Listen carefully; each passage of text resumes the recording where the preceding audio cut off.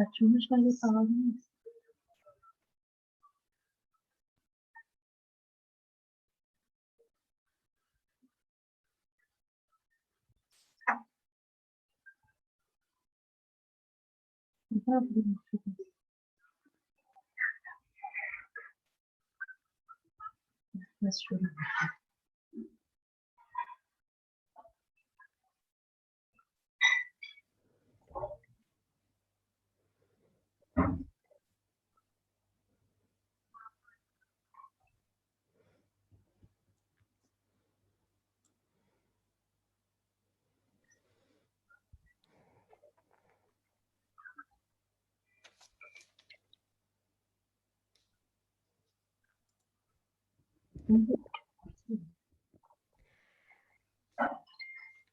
Hello, dear audience.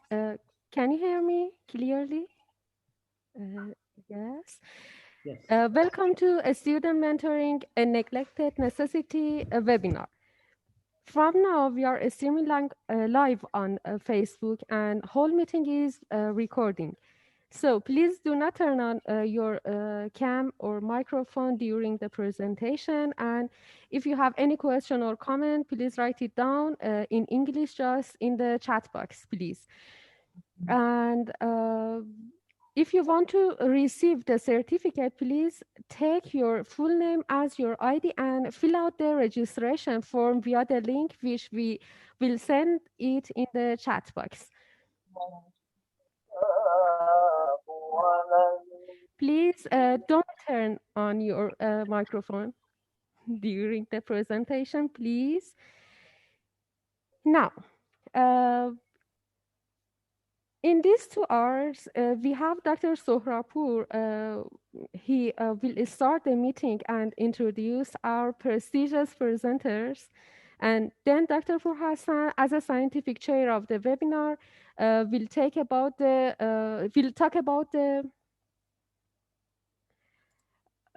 mentoring at a glance.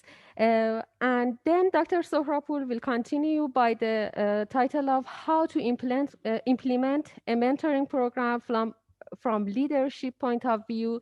And then Dr. Kakur will continue by the title of Troubleshooting Mentor and Mentee Relationships. Then Dr. Tavalloi talk about the 10 years experience of TUMS mentoring program. And then we have a question and answer part for 30 minutes. And then we wrap up the whole meeting during at the end of the program by the Dr. Sohrapur and Dr. Fur Hassan. Finally, we want to take a memorial photo, and we end the meeting then. So in this moment, I want to ask Dr. Amir Ali Sohrapur, my leadership teacher and Vice Chancellor of Education in Tehran University of Medical Sciences, and a founder and a director of mentorship office in TUMS, asked to start the meeting and introduce our prestigious speakers. Please, would you please? Thank you very much, dear Mariam. It's a pleasure to start this meeting. Actually, we have respected guests from here and also from the USA. Dr. Saeed Pur Hassan, who is the scientific chair of this webinar, is Assistant Professor of Internal Medicine at Tehran University of Medical Sciences. Actually, he is the founder of the mentorship office in our medical faculty of medicine. When he was an undergraduate student here at TUMS, our university, I was a newly appointed faculty in medical school. And the idea came from him and a team of talented students. They talked about the idea and started founding the mentorship office or mentoring office, which is now 11 years old. So He is an active member of mentorship, and he's now a faculty in our medical school as an internist, general internist. Dr. Elizabeth Kakur is Director, Medical Education Department, Global Consulting, New York, USA. She has over 19 years of experience in undergraduate, graduate, and continuing medical education and faculty development. Before becoming a consultant at Albert Einstein College of Medicine, she worked at Interfaith Medical Center and New York Medical College. Her educational background is in behavioral sciences. Also, she is one of the most famous scientific body members in the, let me see. He is one of the most famous scientific persons in the field on mentorship, and has a paper titled 12 Tips for Developing Effective Mentors, which is published in Medical Teacher. So she's an expert, especially in the mentoring area. Our other special guest is Dr. Amir Hossein Tavallai. Dear Amir Hossein has graduated from general medicine from TUMS. Actually, he is a graduate student. He's an MD. He has an MD and has graduated from our medical school. He is a member of mentoring office in our faculty. And actually, if I'm right, Amir Hossein, he is spending his last years in medical school. He's not yet graduated. Amir Hossein helps us in leading the mentoring office. He is one of the first mentors in the office, and now helps us in leading the office. I'm very grateful to ask from dear Dr. Saeed Pourhassan to start his talk about the basics of mentorship. He will tell us what actually mentorship is and how important it is. Dear Dr. Saeed, please. Hello, everybody. I'm so grateful, and I'm so delighted to have this webinar. I will try to have a concise introduction for mentoring. I'm hopeful to be useful for some of the audience. I'm Saeed Pourhassan, Assistant Professor of Internal Medicine in Tehran University of Medical Sciences. Do you have my slides? Yes, Saeed, we can see your Okay. slides. Yes. You want to have a history of mentoring. It turns back to Odyssey of Homer when he was going to Trojan War. He chooses a friend named Mentor to help his son named Telemachus. Of course, in any culture, we have the concept of mentoring and in Iran, we had Morshed with the root word of Rosh, that means development, growth. The mentoring of new era is the same as developing or guiding some individuals. The concept of mentoring in academia developed in early 1970s, and it developed in very diverse settings. If we want to have a definition for mentoring, there are so many diverse definitions for mentoring, but there are some keywords for these definitions. None of them are comprehensive. None of them are a precise and definition for the mentoring, but all of them emphasizes on a reciprocal relationship. It's a mutual relationship. It means that not just mentees advantages this relationship, but the mentors advantages this relationship.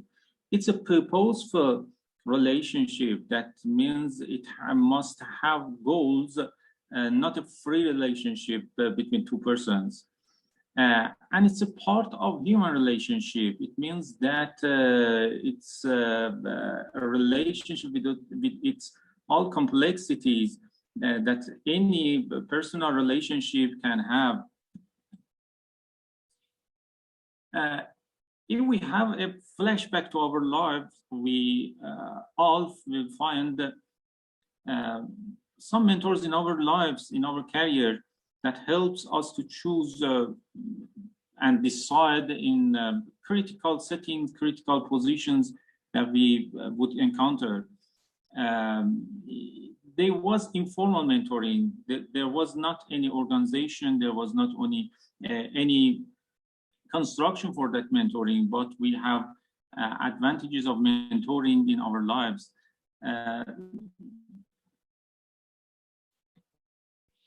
If we want to understand the role of mentor, it's so important to have a look this slide. There are so many activities that a supervisor person can have for a mentee or protégé, or the new students or new members of any institution or any organization. The role can be advising, the role can be counseling, coaching, tutoring, facilitating, but mentoring is not any of these activities, but can be any of these activities in some situations. We in TUMS mentoring program emphasize very much on this slide, because on this concept, because some of the students, some of the mentors think that the activity of mentor is just advising, it's just counseling, but mentoring is different from all of these concepts. What can consist some of these ones? What academic mentoring process needs? Any academic mentoring process needs academic support, psychosocial support, organizational functioning, and role modeling. What does they mean? Academic support is about how to learn, how to use opportunities of the educational situation. Psychosocial support, when we want to have development mentees, it's so important to support them in the context of psychosocial problems. Many of them have failures, many of them have struggles with the new situations, and a mentor can support them psychosocially.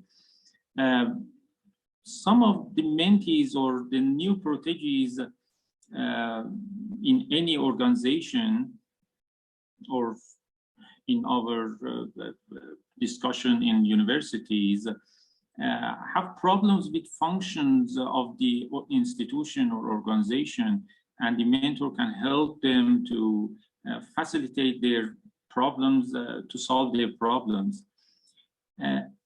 If a mentor wants or not, don't want, is a role model, and it's an important issue to emphasize that mentoring program, when choose a mentor and matches with a mentee, accepts that the mentee will be influenced by the attitudes, by the practice and the thoughts of the mentor. So it's important to have a close look, to choose our mentors in the setting of academic mentoring. Every mentoring system needs a referral system, because not all of the problems of mentees is in the context of mentoring, and some of them, such as suicidal ideas, such as depression, and so many psychosocial problems.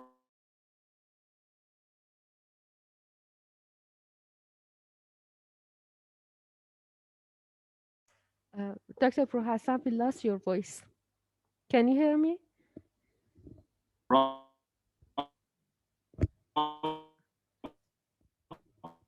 Dr. Purhassan.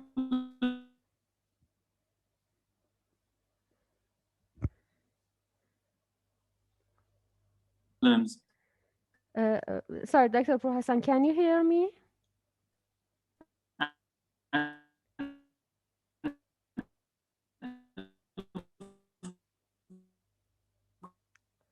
Dr. Purhassan, can you hear me? I think your bar is weak. Unfortunately, we lost Dr. Purhassan, and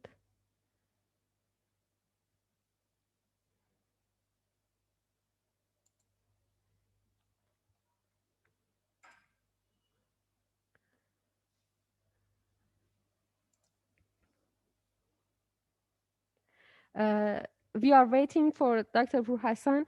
Dr. Sohrapur, would you please continue the meeting? Yes, sure. Thank you. Okay. Thank you very much. I will start my talk on the planning a mentoring program from the leader's point of view. Actually, I have no slides. I have some points here to mention. I will start and we wait for Dr. Purhassan. If he comes back, he will continue his talk, okay? Okay.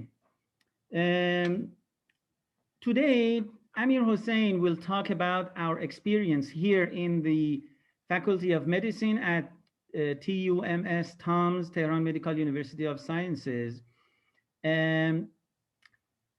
During the 11 years of experience here at our university, I had the opportunity and the honor to be in charge of being a focal point between this student activity, student-based activity, and the formal administration of the faculty and the university. So I was formally assigned as the director or as the manager of a mentoring office, but this is actually a student-based activity as a whole. What I'm talking today about is my experience and what I have learned during more than a decade of experience of how to deal with a student-based activity, how to support it, what not to do in managing some activity which is actually done voluntarily. It is not compensated. These students don't have a gain. They have minimal incentives when they do such a great job, which Amir Hossein will explain for you with, actually this is an illustrated explanation with many pictures of student activities. So, as a manager or as a director, as a focal point to the formal body of administration, there are much that should not be done by somebody in my place. So I will talk about my experience in this regard. We have a notion that is applied in the parenthood literature as well as in education, and that is if you want to develop, oh, I can see Dr. Saeed Purhassan. Dear Saeed, we lost your voice and your face. I just started to go for some introduction of my talk. If you are ready, we are more than pleased to have your talk right now and at its Pardon me time. for the interruption. My internet disconnected. Great. Go on. It's okay, I can go on. We were talking about the referral system in any mentoring program needs to have, because some of the problems of mentees are not in the category of mentoring system. So we refer some of the mentees for their problems to specified organizations such as psychiatrists, psychologists, and so on. There are so many types of mentoring defined in literature: group mentoring, peer mentoring, that means the mentor and the mentee are in the same level that we use in our TUMS program, peer mentoring or near peer mentoring. Distance or e-mentoring that has developed in the pandemic era, and it's an interesting concept. Reverse mentoring means that sometimes mentees act as mentors for his mentors. So it's another. Excuse me, do you have my slides? No, we don't. Oh, no? Yes. Okay. We were talking about the types of mentoring. We told that our program in TUMS is peer mentoring. Distance mentors or e-mentoring, as I mentioned, in COVID era is going to be developed. Reverse mentoring means that a mentor can be mentored by his mentee or her mentee, and so many types of mentoring programs that can be developed in any institution. What are the goals of mentoring? Mentoring programs can provide career counseling and development. They can develop professionalism and support the students their personal growth. Personal growth in the categories of their attitudes, thoughts, practices, professionalism. It can increase interest in research and research productivity. It can help to career selection, and it can be foster students' interest in specialties. It directly depends on your program that which of the goals is your mentoring program goals. A very important issue in mentoring is mentor-mentee relationship. It is needed to define clear expectations in mentor and mentee relationship. Defining goals is needed to be in common, is shared decision-making, is shared goal defining. It's so important that mentor and mentee relationship be non-judgmental. It is so important to be confidential in mentoring relationship. It's based trust, and the trust time. We had some experiences about this sentence, about this issue. Some of the mentors were complaining about that the mentees were not connected to their mentors in long period of time, but after a dedicated time, they developed this relationship. A mentoring relationship needs monitoring because the mentor and the mentee have so many problems that it's needed to be helped with the organization or the mentoring program administration. It's so important to avoid intimate relationship in mentoring. We define mentoring as a friendship relationship, but not a close friendship relationship or intimate relationship. And it's obvious that it needs education to be a good mentor and have a good mentor-mentee relationship. A review, systematic review has published in literature and divided the desired mentoring goals in 3 categories: personal, relational, and professional. It's so important to mentor to be altruistic. It's so important to be understanding, patient, honesty. But the most important characteristic of a good mentor is active listener, not active talker.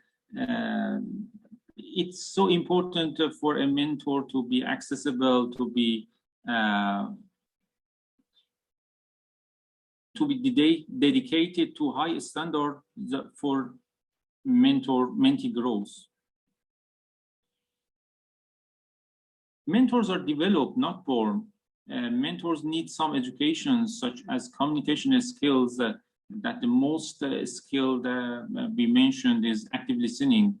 It's so important to have constructive feedback skills, not destructive and effective feedbacks.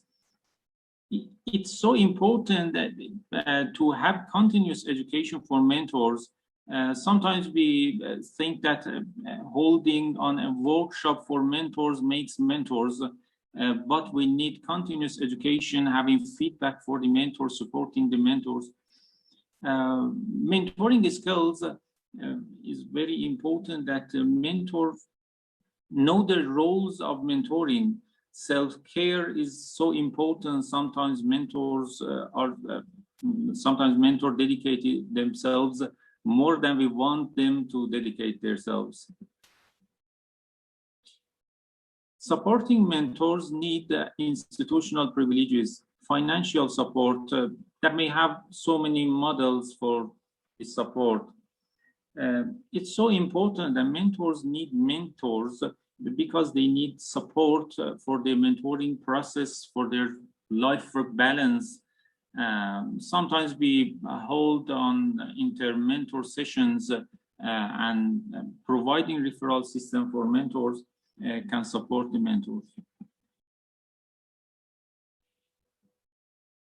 The mentoring programs need the coordinator group in our TUMS that Amir Hussein will talk about. That is student-based, and all of the members of coordination group are students of the TUMS. Mentor selection and education is the base of mentoring program. We have a very detailed program for strategy for mentor selection and their education, and as I mentioned, mentor continuous education. Do mentees need education? It's an important question. We believe that they need education to be a good mentee. Sometimes mentees don't know their roles and the expectations they can have from mentoring programs.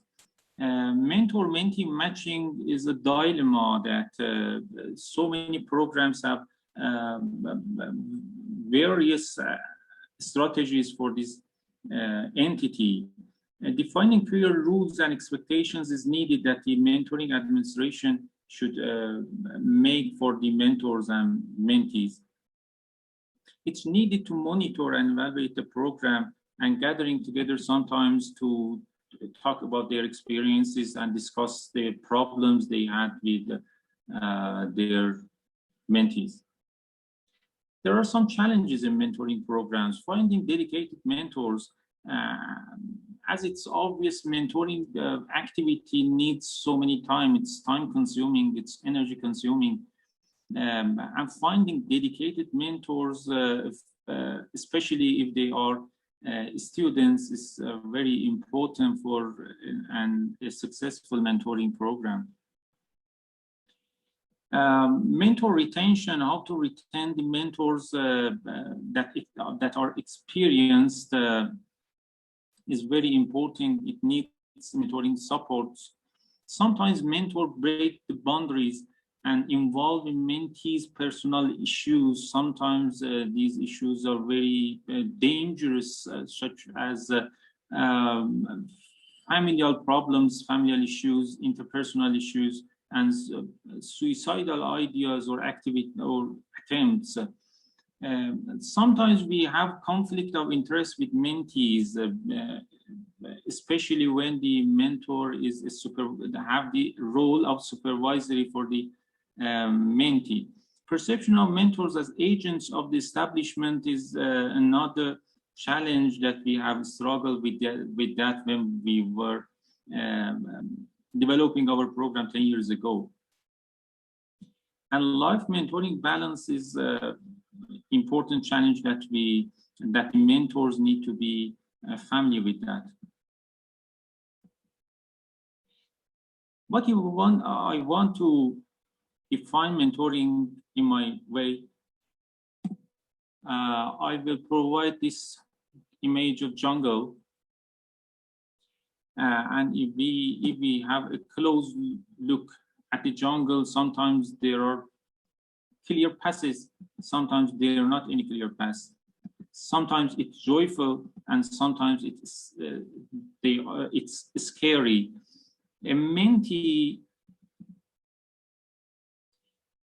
A mentor is a person who had the journey and knows where is scary, where is joyfully, where what the passes are, advantages and disadvantages, and provides support for the mentee that is going to pass this journey.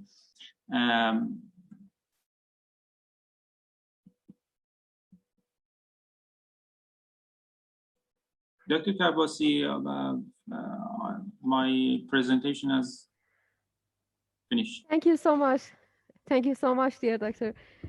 And now I want to ask Dr. Amirali Sohrapur to start his presentation about the, Doctor, would you please?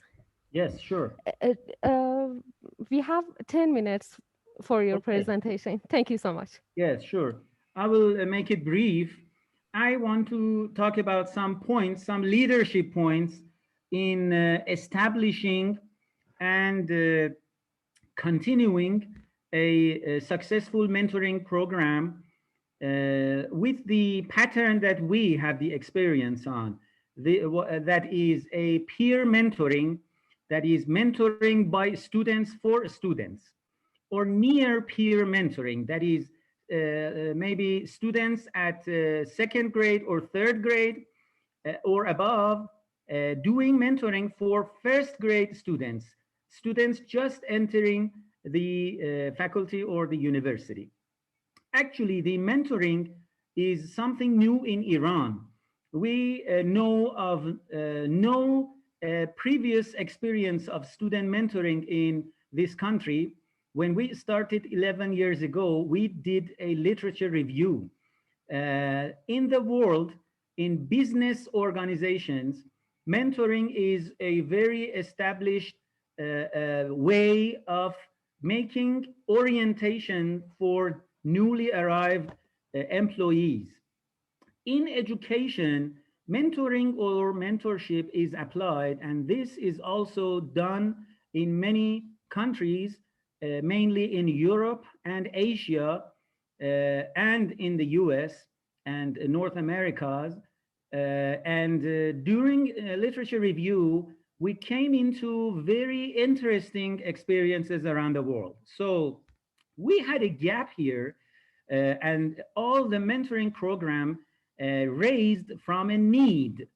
And the need was, we have counselors here, university professors doing supervision on a bunch of students, maybe 10, maybe 5, and guiding them on taking electives, on how to, if they go through declining grades, the university professor or the counselor talks to the students on their problems. What is the problem? Why are your grades going down? This is a traditional kind of counseling in our university as well as other universities around the country. But this system didn't actually work. It had turned into some formal thing that the students complained of. And the students didn't make use of it as properly as it was intended to. So, and there were some problems. The main one was that the world of ideas, the thinking, the generation gap present between the students, the newly arrived students, and the university professors did make this problem very prominent. So we thought of this kind of near-peer mentoring. And if I want to mention some leadership points that helped us sustain this work for more than a decade, I have to mention first, we tried and we intended to not add a new bureaucracy to this system. That means we didn't go to have a new room, a new place. There is just one small room inside the university. We went through negotiating, and this room that is just inside the area where students go around, people sit there and just turn on the light and talk. We have just chairs and tables in our mentoring office, not anything much more than that. Maybe one telephone line and people who do the work. We don't have a secretary. We don't have a very big office. Even maybe on the second or third year of mentoring office activity, a suggestion was made for us to, and the Faculty of Medicine people, the administration called us and said, hey, come here, we have a new building. You can have a very good building with a good view, but this room or this place is 100 or 200 meters out of the campus. So this is a better place, but it's not inside the faculty. And this is something we denied. We didn't want to have a big office. We didn't have to have a fancy place. We just wanted to be in touch and in contact with the students. So we declined the suggestion, and right now we still have the same room, which needs some technical repairments, of course, but this is the best place for us to be in contact with the students. So this was one of the points that we didn't look for big places, fancy offices, or 3 telephone lines, or places to have the good views and so on. The second one was that we went through a scientific way.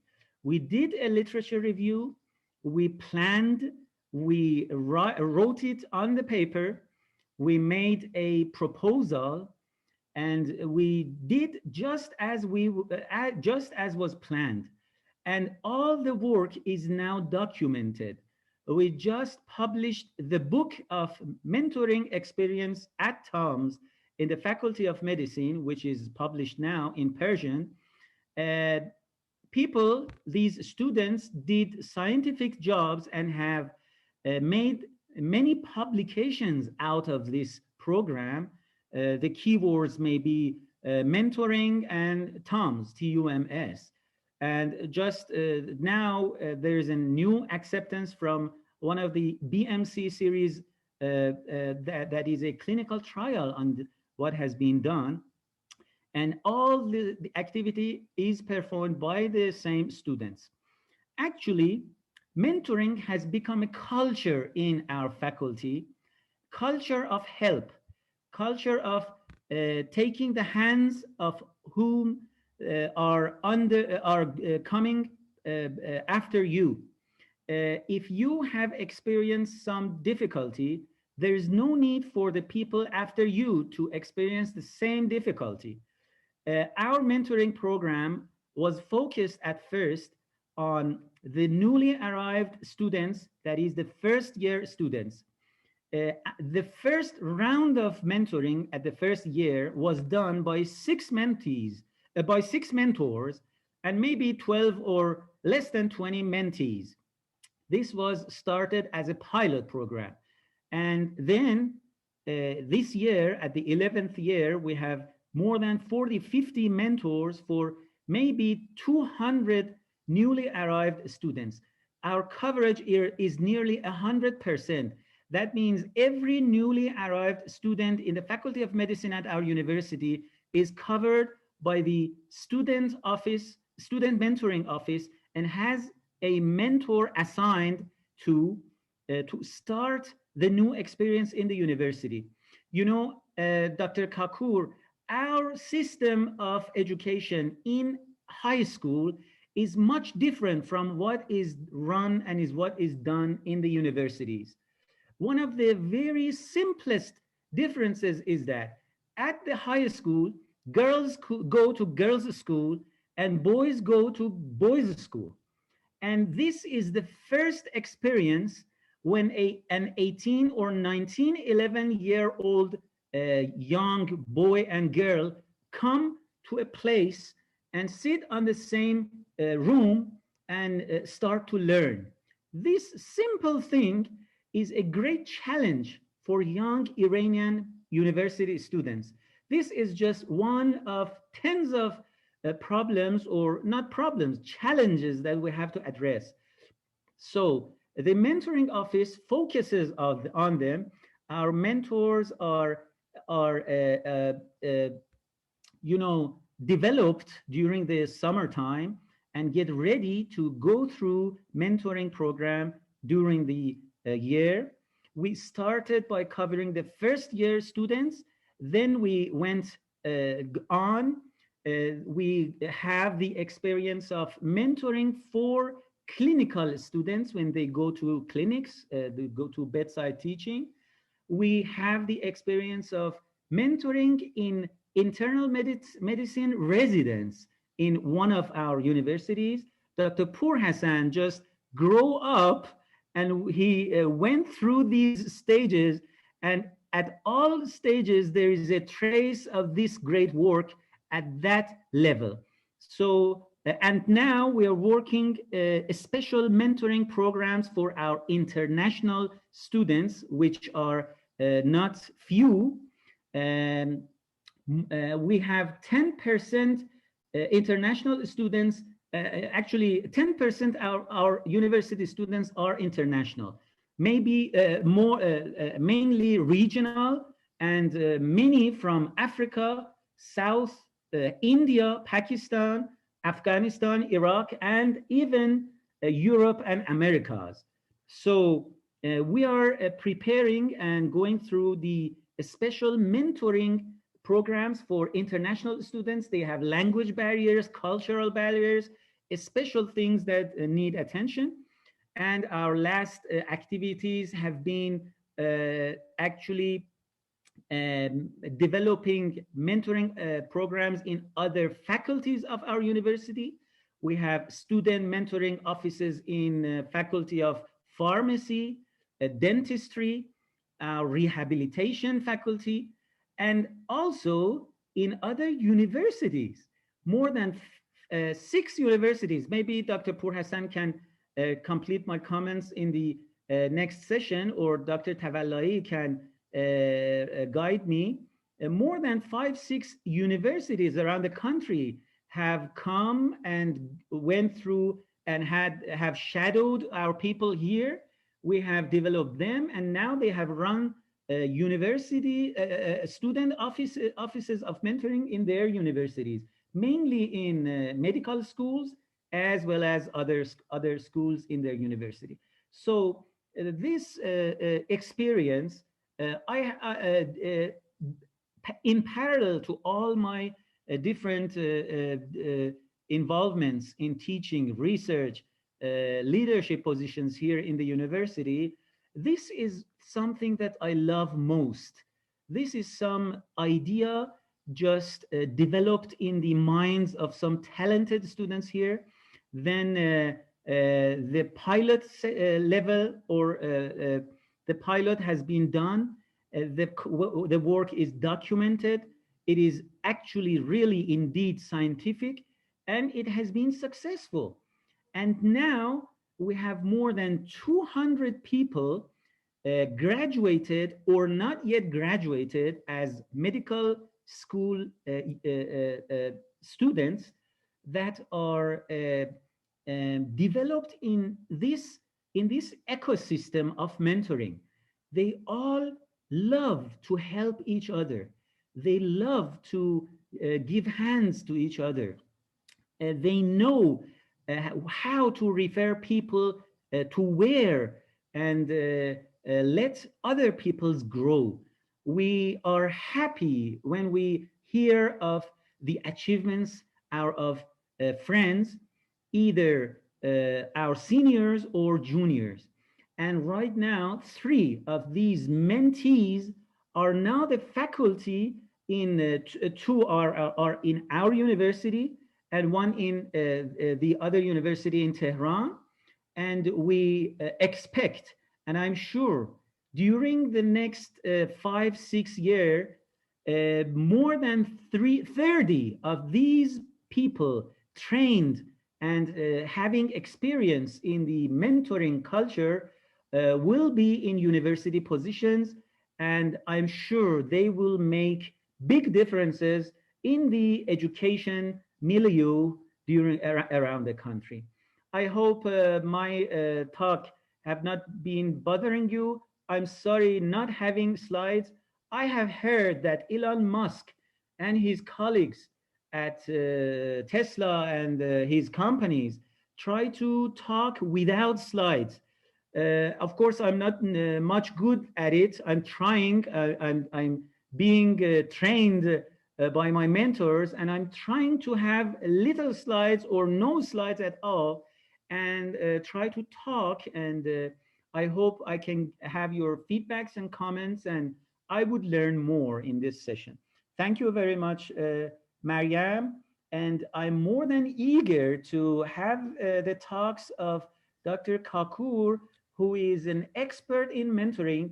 We have gathered some questions, Dr. Kakur, to ask you today, and I'm sure we will learn very much from you as an expert in the area, in this area, as well as other areas in education.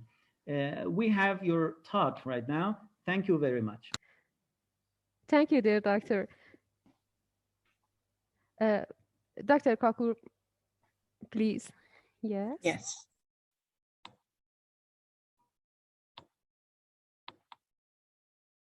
Okay. Can you see my slides? Yes. Yes. Okay, very good. Well, I must say I'm so impressed by everything I heard so far. I think the expertise is in your hands. It's amazing all the work that has been done at your place, and really you've laid a good groundwork for what I was going to say. In fact, I'm just going to reinforce hopefully many things that you've already said. So just for introduction, I'm here in New York City, and some of you may have seen this skyline before, and even the Brooklyn Bridge that this is a picture of. But I'm a medical educator, and I work as a consultant with multiple institutions. And it's really, I feel very honored to be part of this this webinar. I have been working on mentoring and mentorships and mentorship programs for quite some time. And so I have the opportunity to draw on some experiences organizing such programs. I've also been a mentor, and I am currently a mentor of some people here as well. And I've been very lucky to also have been a mentee at one point. So I will try to draw on all these experiences to bring up some issues that can occur when you have mentor-mentee relationship. But I'm sure that many of you also have experiences, and I hope you can use the chat box to share some of your thoughts on these topics as well. So we'll look at a few issues that can occur in these relationships and then think about some solutions. And again, please think about writing your own experiences and your own solutions. So what you found has been helpful in the chat box, so we can discuss them later as well. The basic assumptions really have been said extremely well by the previous speakers. Mentoring requires a relationship, and the focus is on the mentee. There are really some similarities between mentor-mentee relationship as well as with the patient and healthcare provider relationship that we can also draw on that experience and research that has been done in that field. And relationship requires psychological safety and an openness to listen and to explore and to share. And there's a different expectation for listening depending on whether you're the mentor or the mentee, and that was pointed out very well previously already. So it's a relationship that goes on a journey, that requires a journey by the mentee as well as by the mentor. And there are different expectations for each, but every relationship has a start and a finish. Sometimes this is a long-term relationship. Sometimes it's very brief, as in a speed mentoring event. But there's always a beginning and an end, and that's something that we need to keep in mind. And as a program, organizing a program like this, as has also been pointed out, it is really critical to keep monitoring their developments, whether they are working out for both the mentee as well as for the mentor, whether there are any roadblocks that need to be dealt with, and whether maybe the road is not the same, going in the same direction for both of them, and then it cannot be so successful. So let's solve some problems. And again, feel free to write in your chat box what you have been found helpful in order to deal with these issues. So we'll focus on 3 different problems. Not having enough mentors. I'm not finding enough mentors. Many programs have that issue. Not having a good match between the mentor and the mentee. And sometimes the boundaries can be blurred. Doesn't happen often, but as the previous speaker has already pointed out, that can be a major problem if the relationship takes a turn to become too intimate or veering off the focus of the mentoring program. Also, as has been previously pointed out very nicely, our toolbox is plentiful. It's not just one-on-one, it can be group mentoring. We have in-person, and now everybody's becoming more and more and is already very familiar with online relationships, developing online relationships and communicating online. So that is definitely an additional tool that we have. You have a wonderful peer program already, which is great. Many programs focus mainly on faculty, and there can be issues with that. Generational issues has been pointed out already, but just having a faculty focused program doesn't really meet everyone's needs. So I'm very impressed with your peer or near peer mentoring program. Sometimes they are matched, sometimes they are random assignments, and there's definitely, it's a challenging thing to match mentor and mentees, and it doesn't always work well. And sometimes they're structured and sometimes they're casual programs. And as I mentioned, and as you already mentioned before, the speakers before me, they can be short-term or they can be long-term. So let's start with the first problem, not enough mentors. That is often an issue when you're trying to develop a program. I've been in a position like that. And some of the problems can be that the search is too narrow. You have some idea of who would be a good mentor and you target a very small group of people and they may not be available or ready to be mentors. Sometimes the goal is not clear. It's not clear, is this to get more people into your field? There have been programs who try to recruit those who are interested in primary care, for example. And so they are searching for only primary care mentors. Is it that the expectations are too high? Do you expect people to meet on a weekly basis or bi-weekly basis? And that may be too much for either party to fit into their schedule. Are their rewards uncertain? Everybody has to get something out of the relationship. And if mentors give a lot of time and effort and emotional, it's also an emotional engagement. Are the rewards clear? Do they get recognition for what they are doing? Maybe they join in doing a research project on mentoring or on something else. Maybe it is that they get acknowledgement from the institution for the work that they are accomplishing, but they need reward as well. And maybe it's nothing about your program. Maybe they have just had bad experiences in the past and therefore shy away from becoming mentors in your program.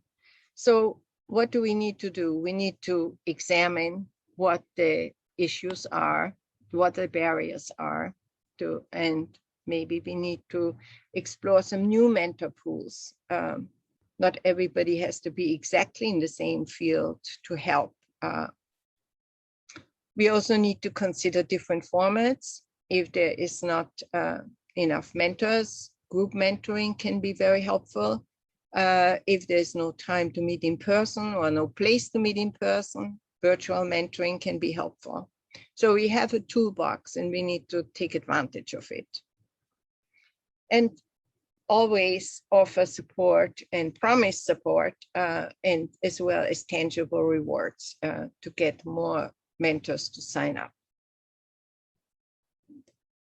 So again, please, if you have any more thoughts on that, please write them in your chat box.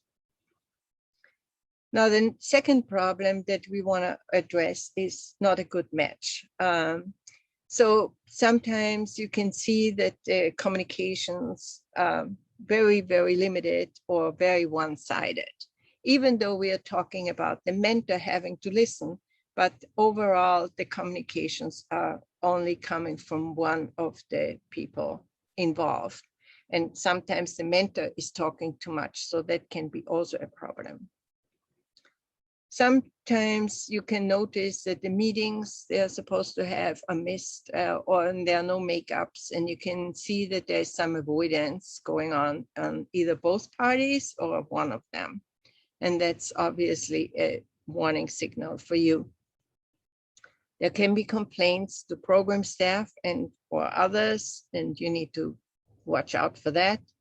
And maybe the people, if it's not a good match, they just don't feel safe in each other's company. They don't feel safe to share what they are going through or what they need help with, and they don't feel safe to share their past experiences or their suggestions.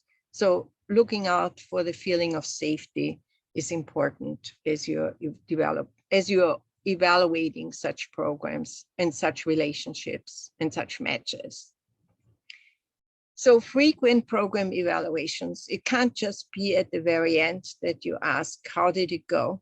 It really needs to be on a continuous basis that you check in with everyone to maybe find out if there are any problems that you can deal with them in a very expedient way and don't let them grow. As also has been mentioned before very well, you need to support mentors and mentees. You need to find out whether their needs are being met and how it can be accomplished better. So faculty development, for example, for mentors are critical, giving them an opportunity to be in a community, to meet with each other, to share their experiences. And if it's not in person, it could be via email, being on a listserv together in a group email. And another important thing is to think about not just a one-on-one relationship, but offering multiple mentors at the same time. So in addition to having a mentor who is a peer, having a mentor who is a faculty or vice versa.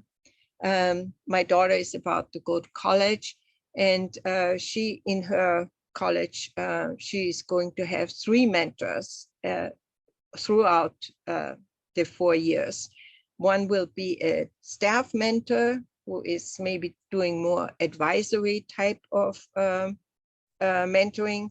One will be a faculty mentor who is doing more career advisory mentoring, and then a peer mentor who will help them integrate into the new college environment. So thinking about not just one-on-one, but thinking about multiple mentors for each person can be a big plus. And if a match does not work, and it can't be fixed, then I think it's important to be flexible and to try to find a better match, because you don't want to waste anyone's time. You don't want to waste the mentee's time, and you don't want to waste the mentor's time. So our third problem that we want to address is the boundaries. What if they are blurred? And here can be some of the signs that can tell you that something is going wrong. If they lose the plan, if the encounters lose the planned focus, they don't talk about what they are supposed to talk to meet the goals of the program. They talk about something completely different, sports, for example, when that's not the issue. Of course, there may be some discussions about other topics to get to know each other and to get to know each other's interests. But if the encounters derail in this way, then it's not going to be beneficial and meeting the goals of the purpose of the program. Inappropriate meetings or communications can happen as well when, for example, a mentee is trying to reach the mentor at all hours of day and night. Then there's clearly not it's not a professional encounter anymore,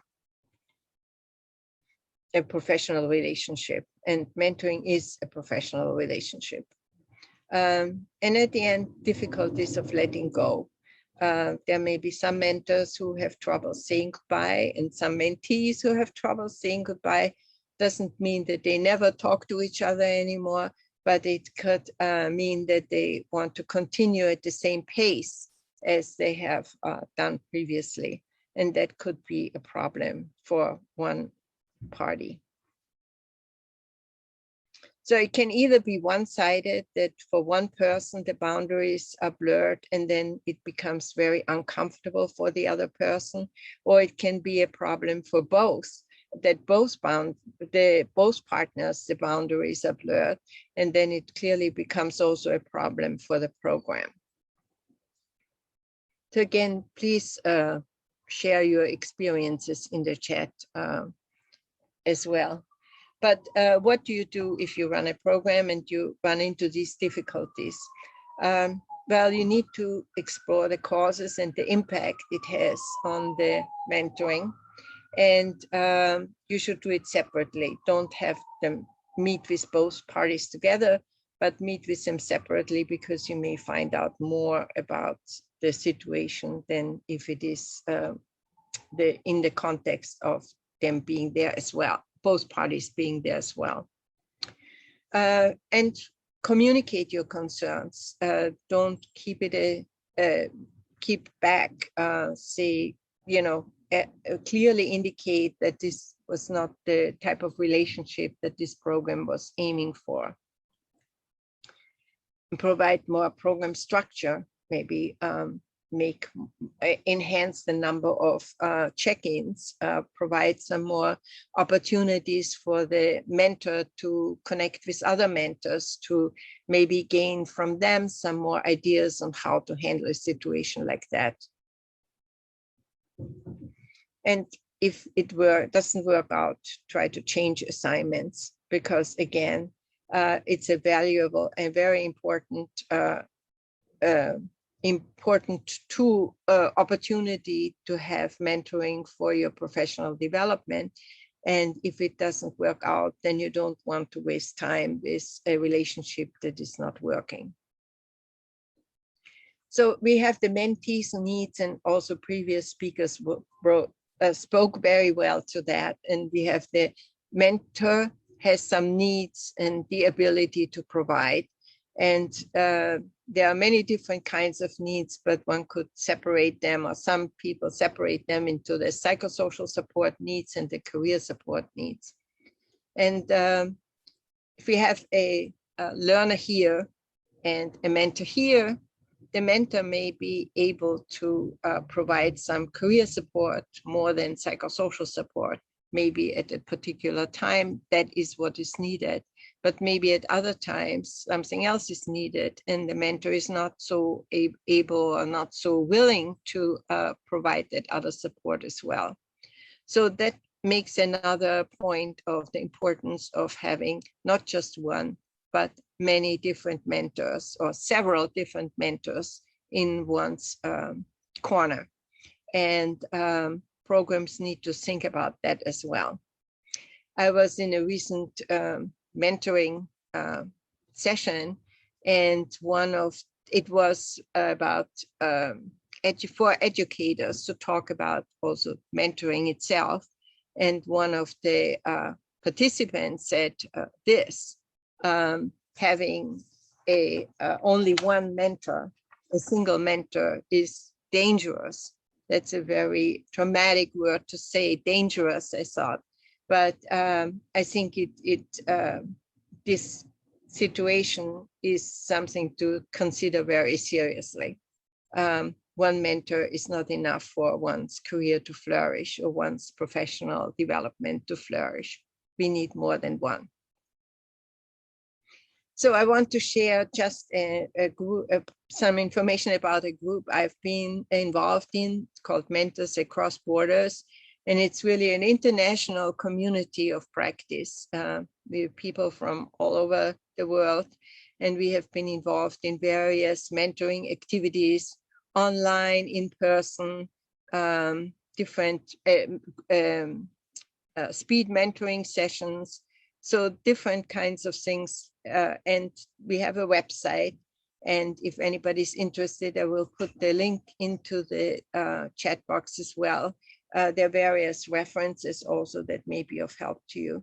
But it's a group, it's nice being a mentor. It's nice to have a group of mentors, other mentors, to share your experiences with and your thoughts. And I can see that from the previous presentation that it's very much also in line with what you're doing.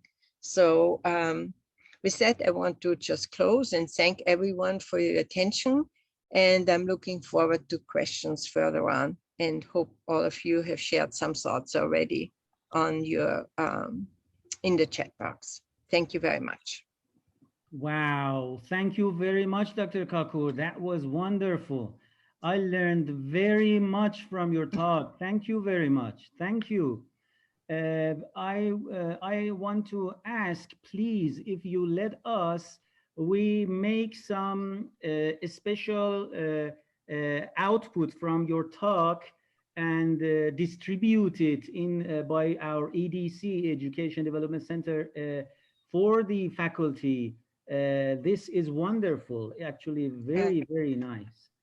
I hope we could add a little bit to the lots of stuff you already talked about, which is really great. You're on the right track, no question about it. Great, great. Thank you very much.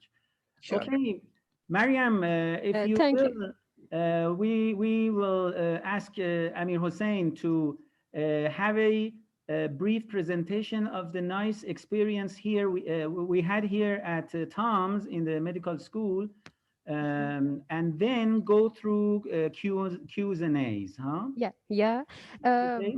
But doctor, I want to ask the dear audience to put their name, full name as their ID Zoom ID, and fill out the registration link if they want to receive the certificate. Yes, and now I want to ask Dr. Tavallaei to start his presentation. Thank you.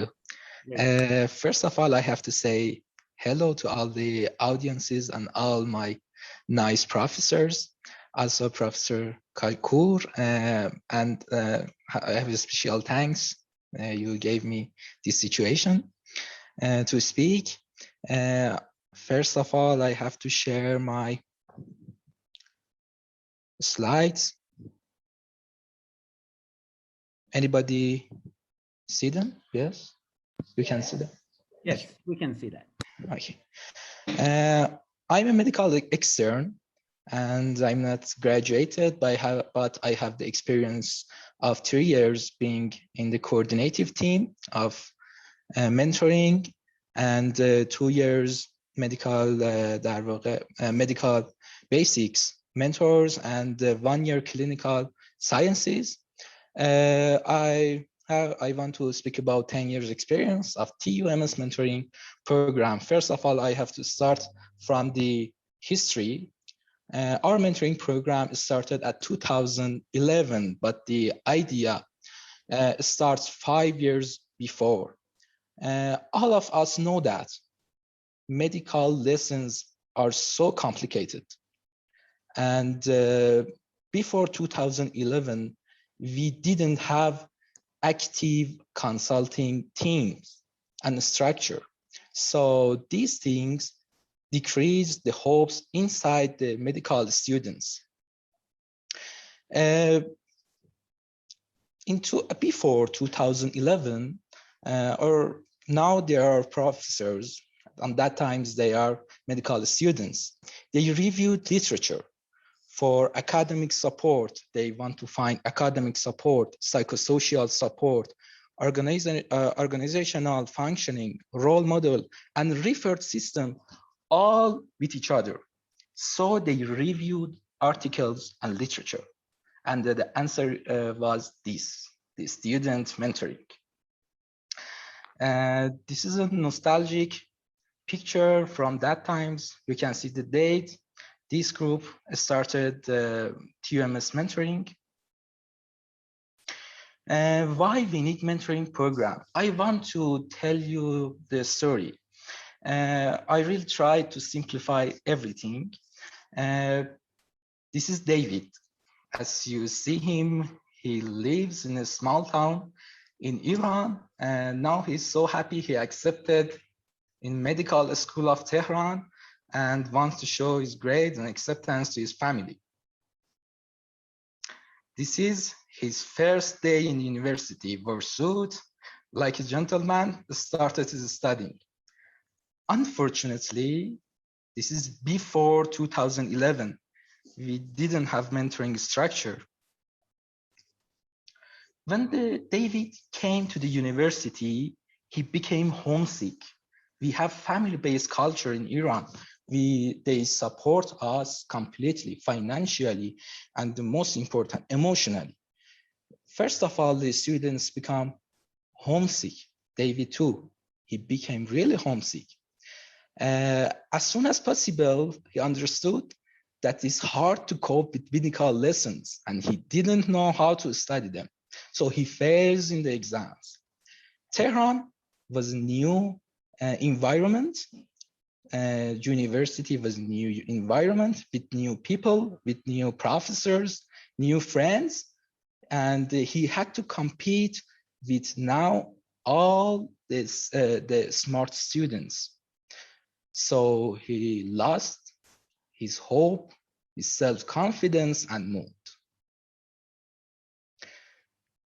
He wanted to study. This is the failure cycle. He wanted to study his lessons at the first semester, but he didn't know how to study in the university. He started like a school. He thought that this is high school and he can study in that ways.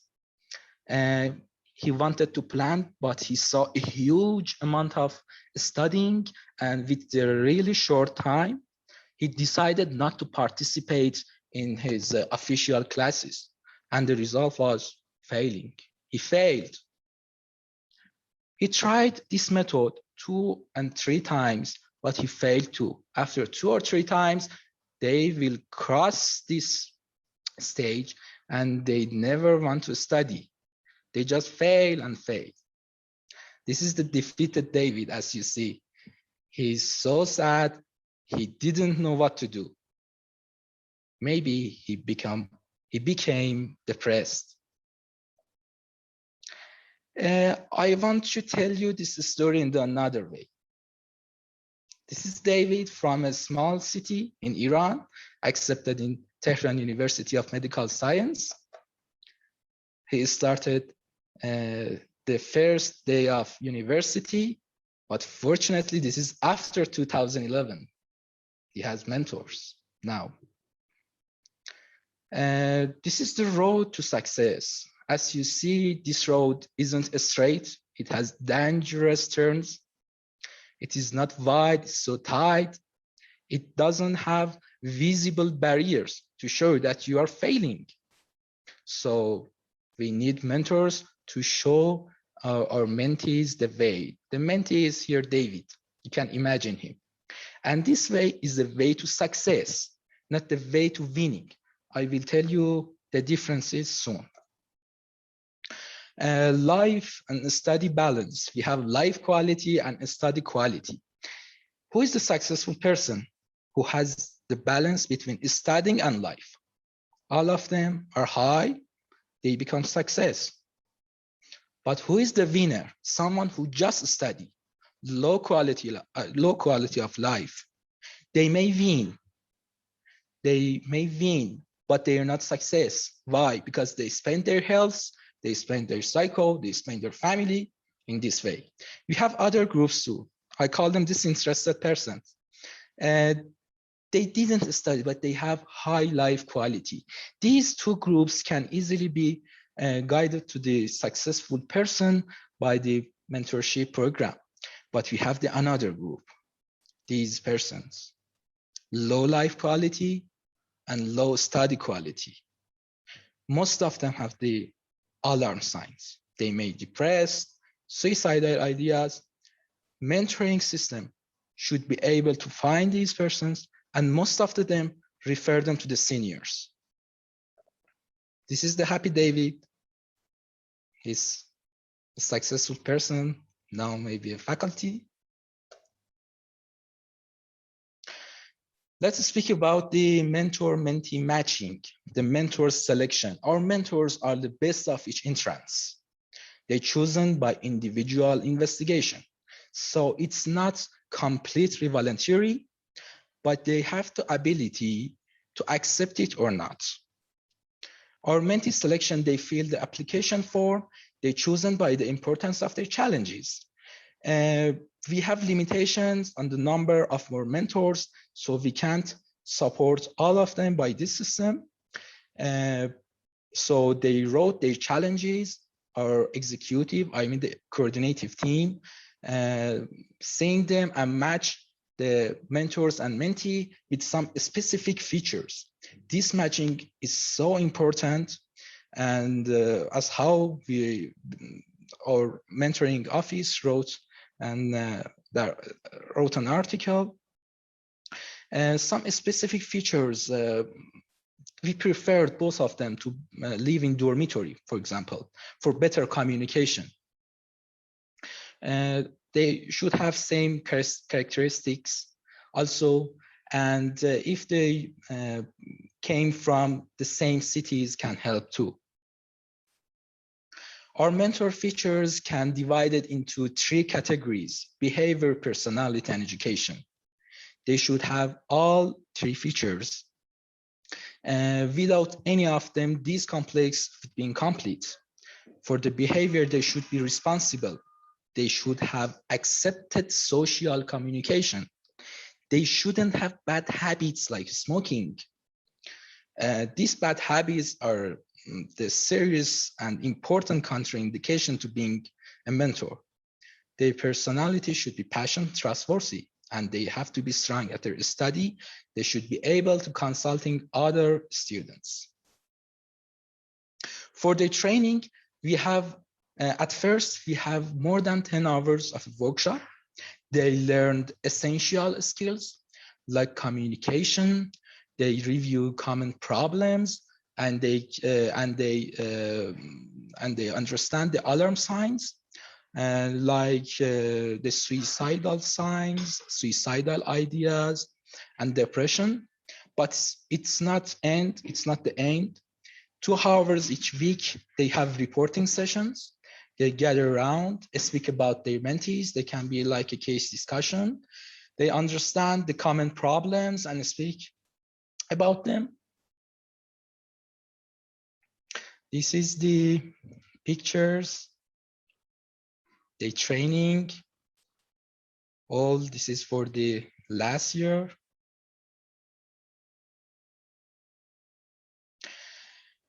You may have a question that what motivates our mentors to work? They put their energy and time. We ask them. There is 2 minor motivation and 1 major motivation. 2 minor motivations are layered mentoring and educational facilities. For the layered mentoring, each of our mentors supported by senior members, and they can communicate with nice faculties that we have. For the educational facilities, they have some study concessions. For example, they can study 2 majors at the same time. They can study medicine, or for example, MPH. Some concessions, some brilliant talent concessions, but I want to say the infinite motivation, the 1 major one. This book is from Simon Singh, The Infinite Game. I really suggest you to read this. It says that we don't have unlimited life in this world, but God gave us the ability, this ability to think unlimitedly. So money, encouragement, and facilities, they are all limited. Our mentors do their jobs because they love helping other students. Something that caused more than 2,500 person hours work for each year, and till now, till these 10 years, more than 1,000 mentees supported. I have to show you the facts why I'm speaking about this. And we told them that, what is your motivation? For someone, I will translate it. And the red ovals on lines said that we want to help. They means that we want to help. As they first comment, they said that we want to help. This is a team. Mentoring is a group teamwork, and team needs progression. For the progression needs observation, making decisions, solving problems, ensuring the efficiency, and planning for the future. For these things, we have the executive team, other name coordinative team. All the members of this team are from the students from different semesters. They oversee daily operation and ensure the efficiency. They make new decisions. If they want to make changes, they do, and plan for the panels. What is panels and guidelines? I will tell you. This is our executive team. We may have each week, we have 2 weeks of meetings, even in cold weather, as you see. Don't look at these seats. They are old but gold. Educational panels and guidelines, as I said before, we can't support all the mentees. We can't support all the students, all the new students. So we plan for them as a panels and guidelines. This is for all the students. We have introduction, basic science panels, course selection, and clinical students. They sit around, ask their questions, and the mentors answer them like this. Mentoring development, we have the mentoring development in other cities in Iran, like Bojnur University of Medical Science, Tabriz, Qom, Shiraz, Kerman, Yazd, and also in Shahid Beheshti University. This is Bojnur. As the mentoring publication, we have more than 10 articles in high impact journals. There are some of them I put here. Also, we have a book, Mentoring a New Way in Educational Support. I put this in our Telegram channel. You can download it. Also, we put the guidelines. You can downloading them. Clinical mentoring started at 2017 for new clinical students. We use our experienced mentors. For the other achievements in 2017, medical residence mentoring started for the internal medicine for Shariati in Shariati Hospital. And in 2021, we started international mentoring. As you see here, we are not a friend, we are a family that we have really nice times with each other. This is our last picture. Unfortunately, after this year, we have pandemic. We shouldn't have meetings like this. I want to finish my presentation with this. If you cannot see where you're going, ask someone who has been there before. Our Telegram channel is TUMS_mentoring. Thanks a lot. Thank you so much. Dear Amir Hossein, thank you very much. Thank you very much. Very nice Professor. presentation. You're welcome. You're welcome, Professor. Great. Okay, Mariam, Q's and A's now? Yes, it's the time for a question and answer, and I want to ask the participant if they have any question or comments. Please write it down in English in the comment in the chat box, and if they want, they can turn on the microphone. Dr. Sohrapur, we have your voice. Yeah.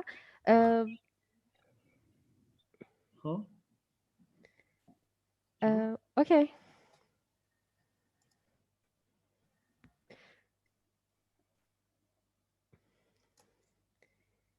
Dear audience, do you have any question?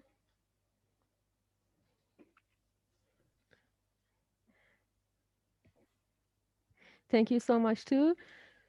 And Dr. Fur Hassan, if you have any comments, please tell us, or Dr. Kakur, if you have any recommendation, we will hear. Dr. Sohrapur. Yes, sure. I'm sorry, I'm on call and I had a call from the hospital. I'm sorry. Yes. No so I have two questions, if I can, if I may. I will ask one of them from Dr. Kakur, and then I please ask our audience to make questions if they have. Dr. Kakur, as was mentioned, the compensation or the incentive for the mentors is something we actually had to think about, and we did a literature review for that also. I want to ask you to explain there is some concept that if you go through volunteering acts of kindness, acts of help, like philanthropic acts, this needs some internal motivation and drive. If you, for example, think about some guy that does something, helps poor people every day.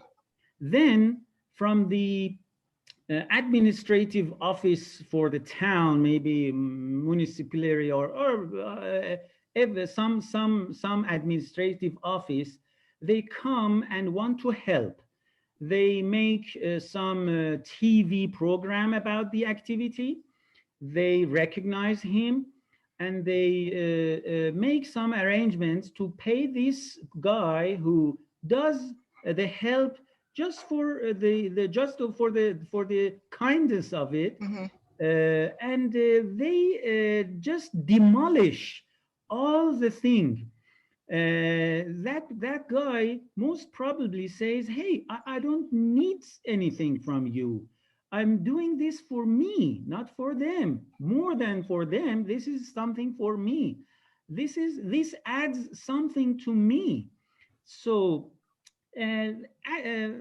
apparently there is some concept that if you go to monetize some act of kindness, you destroy it, you make it worse. In our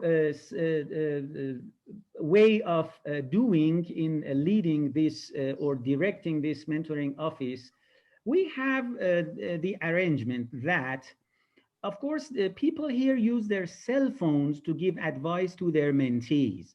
Cell phones have costs, you know, or sometimes they have to take an Uber kind of thing that we have the Iranian counterpart here, and pay and go to the university to meet your mentee and have a talk to him and return to your home.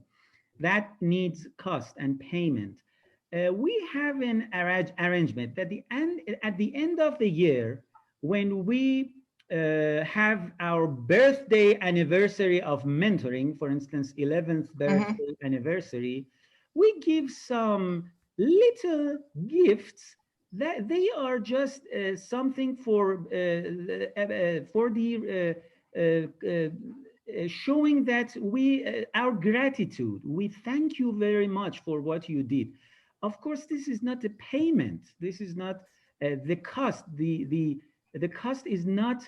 It's just for the compensation, so that we feel that we didn't put something on their pocket, some burden on their pocket for this act of kindness. Just for that, and not more than that. This is what we have experienced here. It seems to work, and the mentors, as we asked, and we have a publication on it, the mentors have benefit through this act of mentoring. So this is what they get for what they do. And this is something I wanted from you to elaborate on. How can we compensate the mentors so that those complications would not arise? Thank you very much. Well, I think your point is well taken, that mentors don't become mentors because they want to become rich. They want to give something from, they want to help somebody. They get benefit from helping others, or sharing their experience, or feeling that they can contribute to the field, to the profession. So I fully agree that money is not, you can never pay anyone enough money. And if you start out with money, then you have to ask, well, how much money would be appropriate? And there's no real answer to that. So the point is, what are their needs? What are their real needs? They're not doing it because they want to earn money, but they have other needs. What are the other needs, and how can you meet them?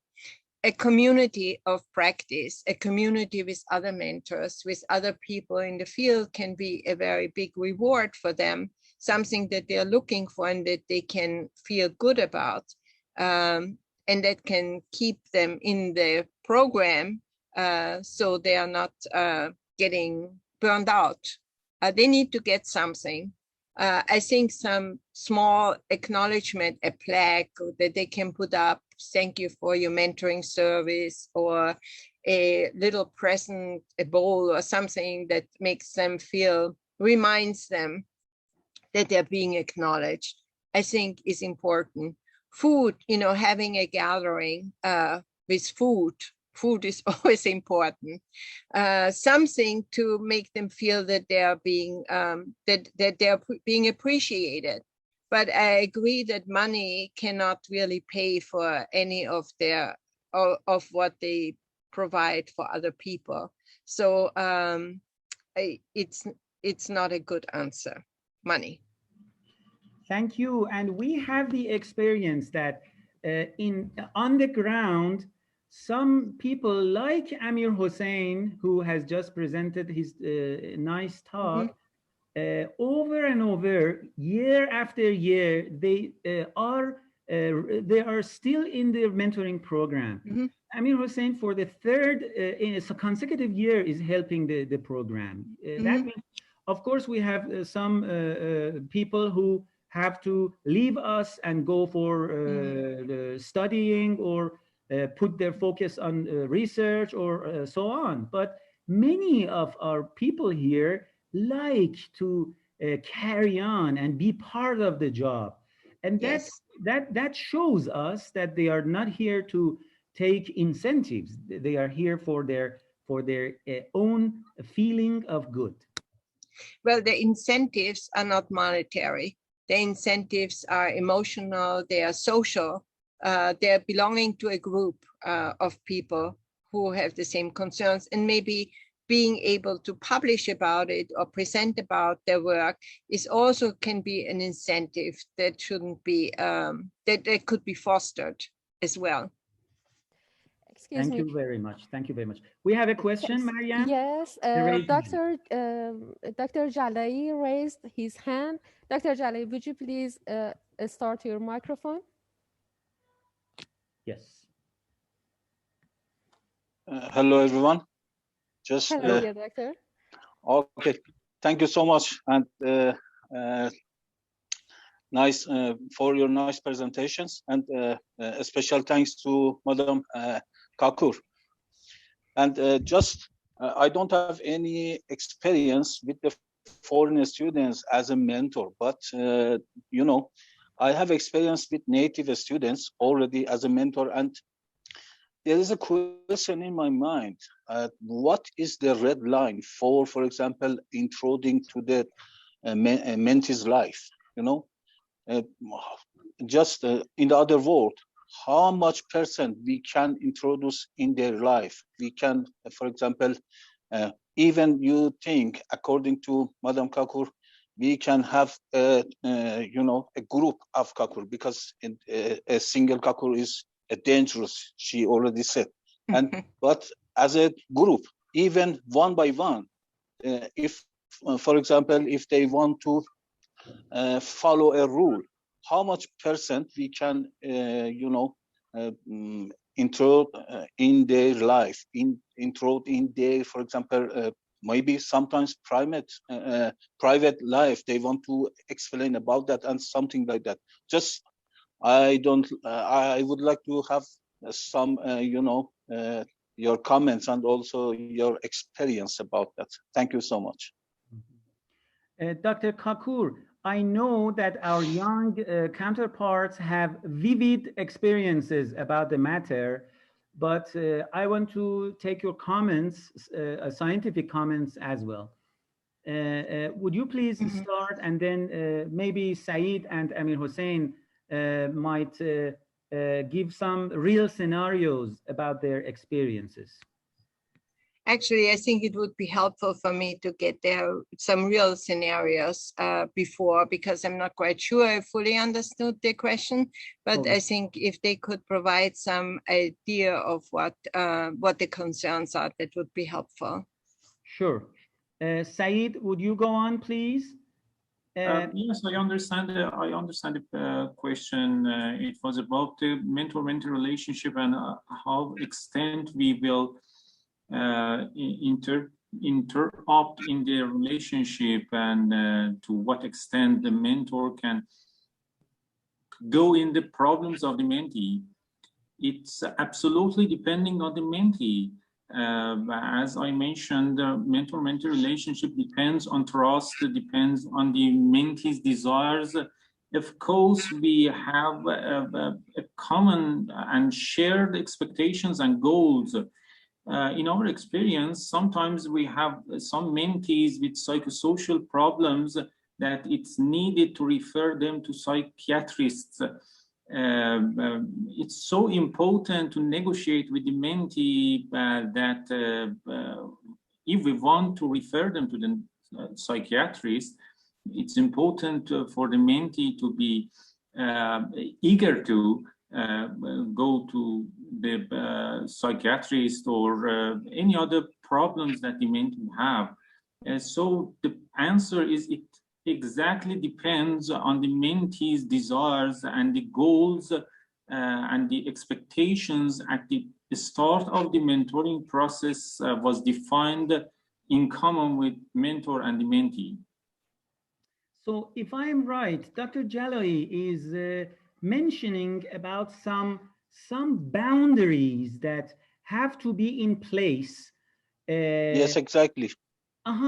When you go through the private life of a mentee, maybe he or she would talk about his relationships, his love affairs, maybe he's getting involved into drugs, and that those are somehow in the area of a person's private life.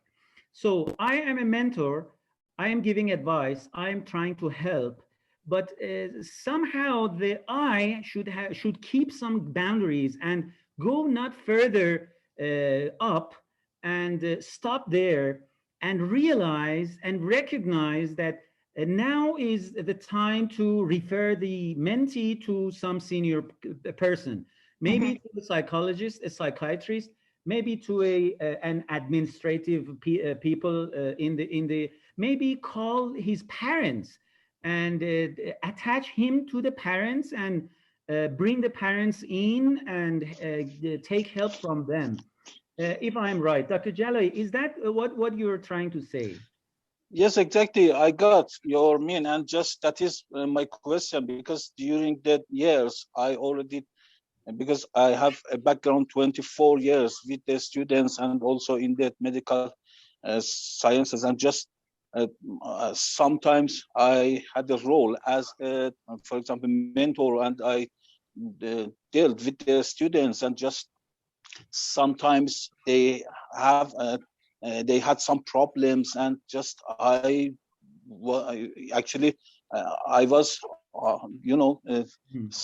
surprised and sometimes surrounding what can I do for him or her. Just I cannot do anything in this for example issue, and just for this just I wanted to ask you, but this is a really awesome webinar, because that's a good because and that's very nice. For today we are talking, because for tomorrow is maybe it's very late, because the number of the students, foreign students, are going up, and just we will have a maybe big problem in future. And just for this is a good thing for having this webinars and like that. And just I wanted to know about one of my questions is that really I sometimes I had problem with this. Just now sometimes I have call from my students even around 10 p.m. just but yeah, I respond to them, and just I would like to conduct them. And but anyway, just I wanted to know about this. Thank you so much. Thank you. And you are a senior faculty member giving advice to students, and our system are near peer mentoring or peer mentoring. So the boundary type of thing seems more important when a second year student is giving advice to a first year student. They are both young and maybe they have not enough experience to keep the boundaries. And yes, Dr. Kapoor, if you give your explanation and your advice, please. Well, I think the important thing is that no mentor should be alone in this. It's a very complex task, and you need to have a program or some support, a community to support you. So if you feel uncomfortable, if you feel that something is not right, that somebody is blurring these boundaries, then you need to ask somebody else, check your observation with somebody else, get advice from others who are doing mentoring as well. Don't keep it to yourself, but communicate with others in order for you to get support. And in terms of the international students, I was thinking, you know, there are some cultural differences also in terms of what is appropriate professionally or interpersonally in some places more than in the different rules of engagement. And so I think that might be an issue about mentoring international students, that they have different boundary rules and different problems as well. I mean, what was discussed before about the homesickness is a big issue. And it may be even more of an issue for an international student who is in a place that is totally unfamiliar to them. And so I think some of these things you can prepare for in advance through faculty development to think about it together as a group, how we're going to deal with that. So I think the issue of culture, matching culture or being aware of cultural differences is important too, as you're engaging in this new endeavor. Very nice. Sorry. Excuse me. Also, do you have any experience for having a group consultation with the mentees? Is there? Yeah. Yeah, you mean to have a group of mentees, and I think that's actually also very nice, so that you have maybe not one mentor, but two mentors together leading a group of mentees who are in the same boat, who are all international students, and they can also share with each other and support each other in this new environment. So I think a group mentoring can be very beneficial in this setting. I'm sure that others have thoughts about that as well. But okay, thank you so much. Very nice. Thank you, Dr. Julay. Very nice. Mariam, we have more questions. Could we ask Amir Hossein?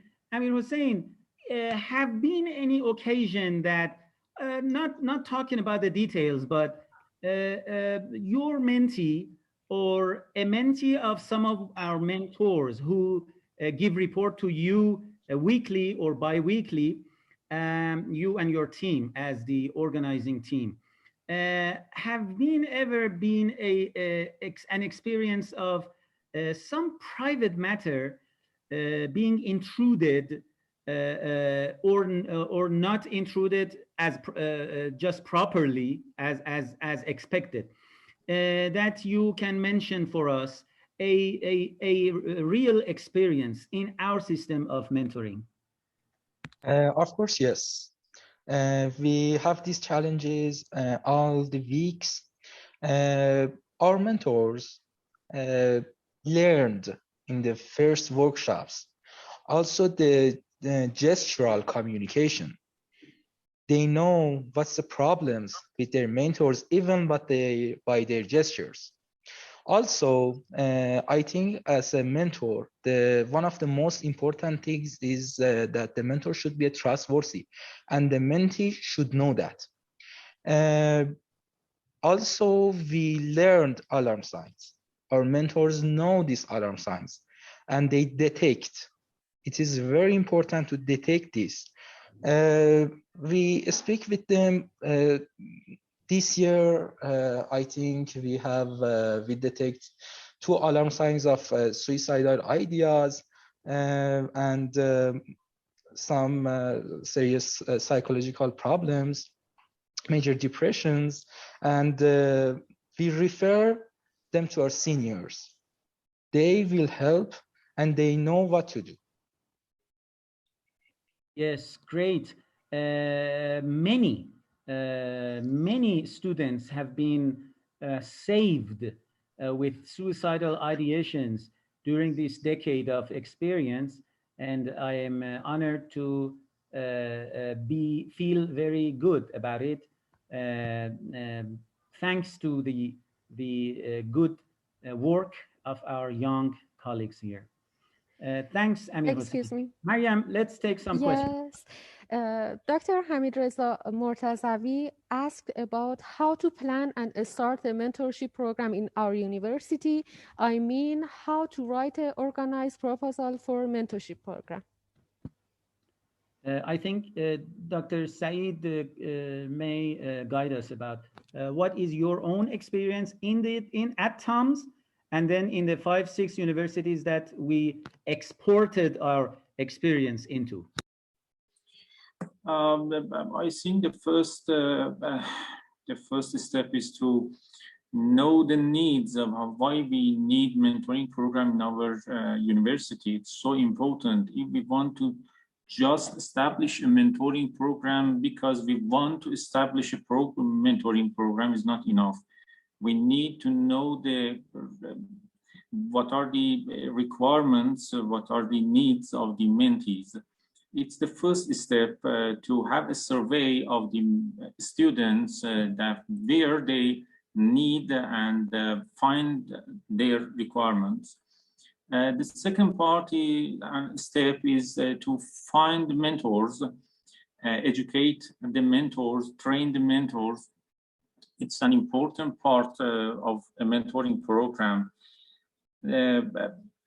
Configuring the coordinating group or an executive group is the next step that you have to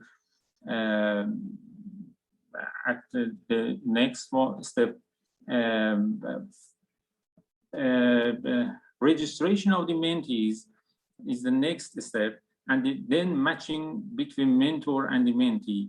At the matching of between mentor and the mentee, you may choose so many models that is important. What's your needs? What's your program? And it's so important to define what of these 4 activities you want to choose. Career support or academic support, psychosocial support, functional organizational functioning, and role modeling. Any program may emphasize on some of these activities. Monitoring the program between mentor and mentee is so important. In our experience, we take reports from our mentors each week or each 2 weeks. What happened between mentor and mentee, and we try to support the mentors in the guidance they provide for the mentees. I think these are the main parts or main requirements of a mentoring program that any other universities that want to establish some mentoring program needs to know. Mm-hmm. And we also promise to the respected guest that asked this question to be mentors to the universities who want to establish their mentoring program. We can help as mentors for you. We are at your service.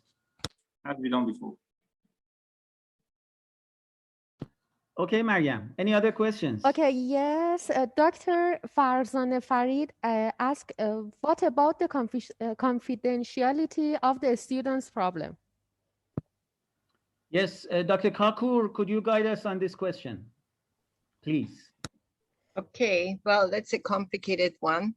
And I think you need to have ground rules for that. And actually some programs have require the mentors and the mentees to have a contract with each other, a written contract where they lay down some ground rules about what will be confidential, what will not be confidential, like suicide, for example, any risk to themselves or to somebody else cannot be confidential. But if there are boundary problems, then it can create an issue if somebody confides in you some secrets that you then don't want to, you're not sure whether you should say it or should communicate that or not. If somebody tells you, for example, that they have been cheating, are you required to report that to the academic facility? So I think, again, the key is to feel supported by a community or by a program.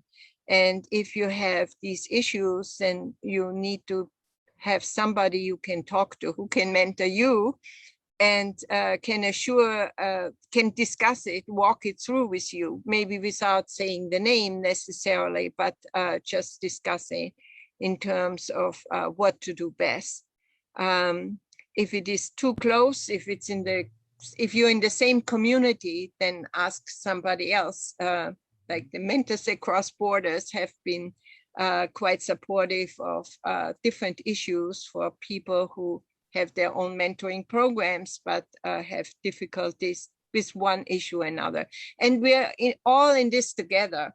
There is no black and white. We all have to learn how to deal with some complex situation like has been described before. Very nice. Dr. Saeed, Thank as you. you were saying, written contracts and written codes of conduct and written rules, maybe.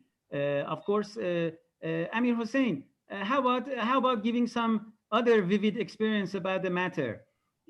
How do we keep privacy of private matters that people disclose to our mentors? To what extent? I told in my presentation that each week we have case discussion. They gather around near all the mentors, speak about their mentees, but they never tell their name. Mm-hmm. Their name is private completely. They may speak about some serious problems because every mentors should learn by the time. But all the names are private, and the registration is private too. So till now, we didn't have any problems on these issues. Great. Confidential depends on the problem. Sometimes we have just love problems, love engagements. And it's the problem of mentee individually. Sometimes we find a trend in our mentees group, and it's needed to report or feedback to the administration of the university. And sometimes we have problems that can hurt the mentee. Suicidal ideas, depression are the problems that can hurt the mentee. In that situations, of course, it's so important to take care of the confidentiality. But if we see that the mentee are going to hurt himself or herself, we have to break the confidentiality rule, as we break sometimes in our patient and doctor relationship. But it depends. So it depends on the issue. What's the issue? If it's a trend in the group of mentees, it takes some actions, and if it's a problem such as, if it's an interpersonal problem or private problem, such as I mentioned, love engagement or failure in the study, there's no need to break the confidentiality rule. It's so important to emphasize that the trust is the main stem of mentoring relationship. We cannot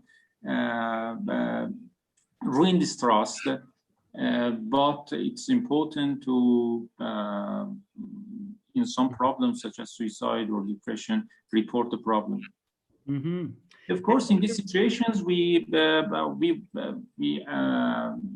in actual, we want the mentee to discuss this problem with the psychologist or psychiatrist, but if the problem is so important that can hurt him or her, so we report the problem. Mm-hmm. You know, Saeed, maybe the matter is who recognizes the importance of the issue. What issue is important and what is not, and who says that?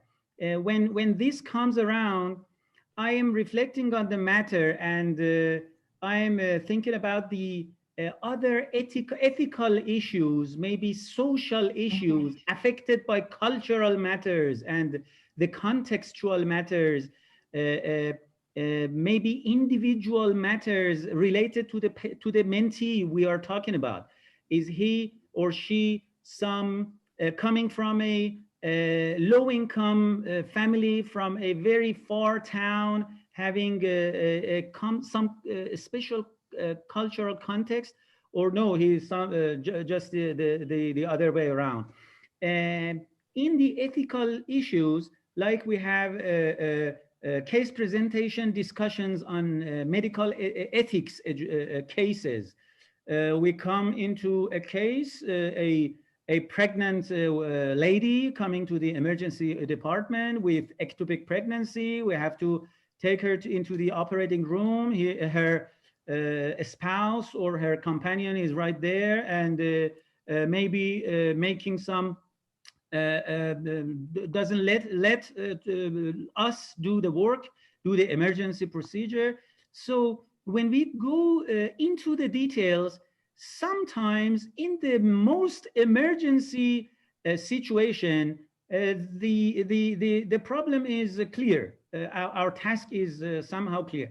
But when we step just millimeters off, and there might be no clear answers to questions there. Is this important now in this situation?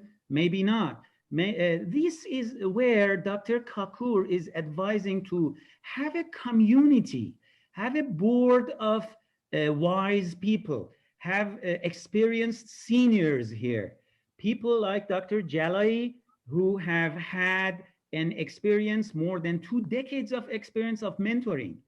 Maybe the online community of mentors around the world that Dr. Kakur have made there, that is very interesting and very nice to ask questions and talk about them.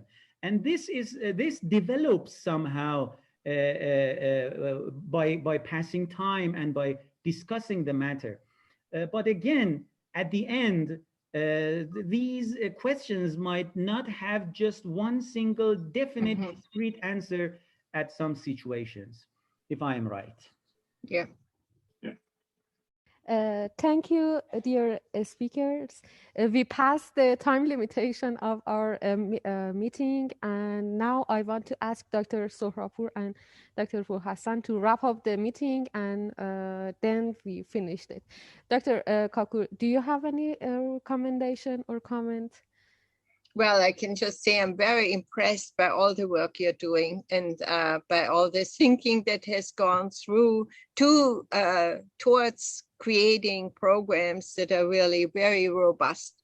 And I'm just amazed. I hope I'll read many of your papers, because I think you're definitely very much advanced in this area. And I feel very honored to have been a part of this session. Thank you very much. We are too. Dr. Sohrapur, please, and Dr. I have Hassan. to thank Dr. Kapoor for her kind remarks. We value your remarks, and we know the precious remarks. We know the value of it. Thank you very much. Thank you for being with us and guiding us on the matter. And thanks, Dr. Mariam and the organizing committee for this nice webinar. I think I talked too much, and I want to ask Saeed about for commenting on what was presented here, Saeed, what we were trying to give the audience regarding the concepts of mentoring, regarding our experience here at Tehran University of Medical Sciences, and actually please highlight what you have taken from this webinar, this nice webinar. And if Mariam lets me, I want to ask the same question from Amir Hossein. This mentoring program is student-based. We love to hear from students. Let students give presentations. Let students show their talents and skills. And this is also an opportunity for the same thing. So please, Saeed and then Amir Hossein, highlight the important points that we wanted our audience to take and what we just took from this nice seminar. Saeed, please. I learned a lot from this webinar myself, and there's some points that I want to mention is that mentoring is a necessity for any community, not just the university. In our lives, we need mentors, but mentoring had its boundaries, its definitions, its concepts that we have to know, have to study about that. Wanting to help people is not mentoring the people. And it's a great concept. It has so many detailed concepts that we have to know about them and study about them. We are ready to help the other universities to establish their mentoring program if they want to, and share our experiences with them. And I hope to continue this discussion in other webinars or in other universities. Mm-hmm. Thank you very much. And Amir Hossein, please. And I will say just two, 3 sentences at the end. Dear Amir Hossein. Thank you, Doctor. In our mentoring office, we try to study and read new articles, but the challenges that we hear here is something different. We hear new challenges and new ideas. Somehow we had guarded to them. And we actually try to solve the problems and become ready for the new challenges. Great. Yes, that's what we expect from talented students here at TUMS. Good work till now and from now on. Actually, I think the concept of mentoring is nothing new now in Iran as well as in the world. Maybe some delicate thing about our system of mentoring is the peer mentoring or near peer mentoring. That's getting distance from the paternalistic way of leading and education here. I think that is an achievement at our university. We are standing on the shoulders of the students for helping other students. And that's something valuable here at our university. And this is a very fantastic experience here. The new generation, I believe, and I repeated everywhere in the serious meetings in the Ministry of Health and university and everywhere. our new generation do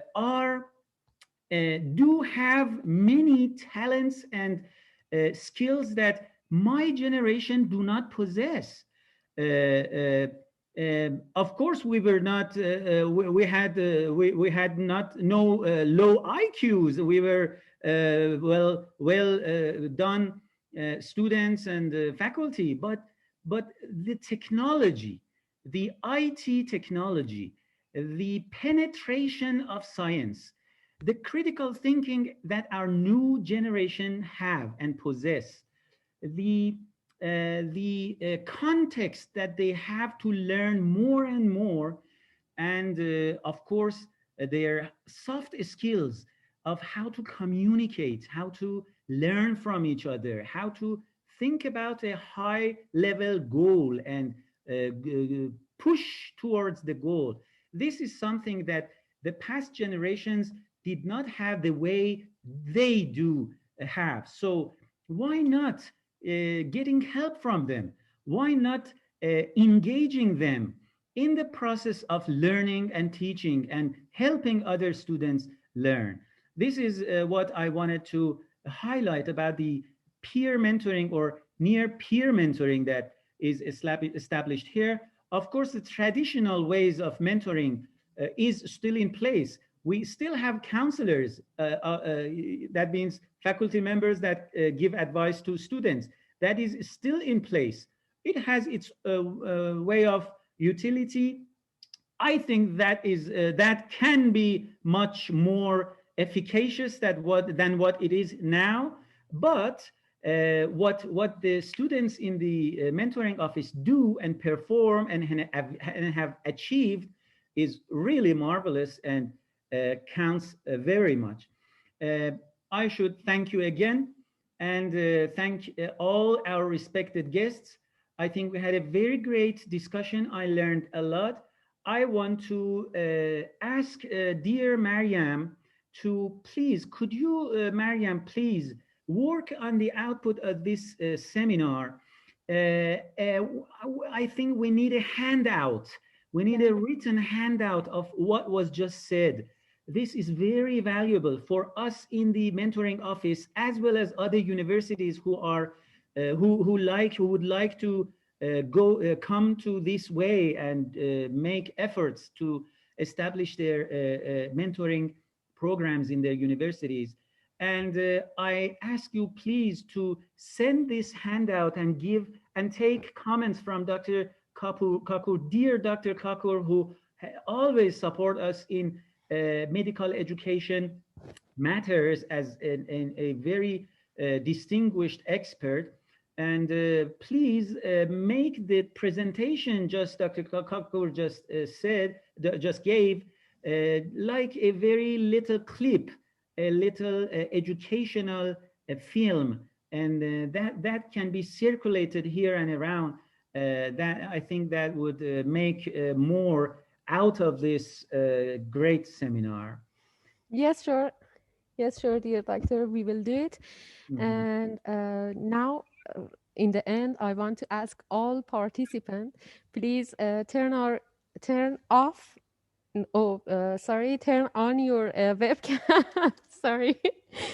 Turn on your webcam for taking some memorial picture and the report, if it's possible for you. That would be nice to have your pictures here. That would be a memorial picture. They take a snapshot and make the news, and then we can have it and see each other for the future, if you would like to.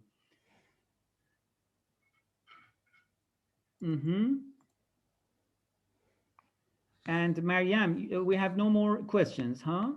Oh, we have time. We have no more time for more questions. Yes, unfortunately. Okay. Okay. I have to say that there is a polling also going on. There's a link here in the chat box. You can click it and give your thoughts about the webinar. And if you want to have the certificate, you have to fill in the Google form, the simple Google form, just giving your name and the contact way, email and cell phone. Okay. I suppose Okay. that we have to take our own pictures here, Mariam. No, Well, unfortunately, the audience that's okay. didn't on their webcam. That's okay. Very great to have you all here in our webinar here. We would love to be in contact, talking more about mentoring, our experience, having talks about how to establish this activity in your schools. Hello, Dr. Mir Momen, Wahid Mansouri, dear Wahid Mansouri, and also dear Saeed. How about asking Dr. Kakur to help us be in part of the forum they have internationally about the mentors around the world and take part in their sessions and take consultations from them. Is that okay, Dr. Kakur? Is that okay with you? Yeah, I'm sure that the group would be very happy to have all of you participate and join in as well. And it will be a great pleasure for me to help facilitate that. It will be an enrichment for everyone. Great, It's very our kind pleasure. of you. It's very kind of you. Thank you very much.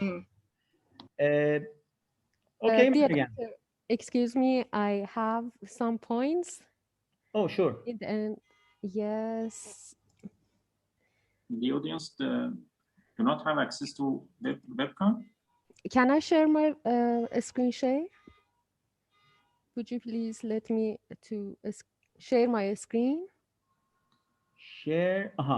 The admin should do that. Yes, but I think she want to take a picture now. Okay. Miss Sadeghi, is it okay? Yes, but I enable all the cameras so our participants can enable the camera, can turn it on. Please start the video so we have the group photo. Okay, Thank so you. our technical friends have not allowed you to turn on your webcam till now. Okay, Miss Sadeghi, that was up to you. Okay, that's okay. Now you can turn on your webcams and we can take a snapshot of this lovely meeting. Yes, go on. That's why.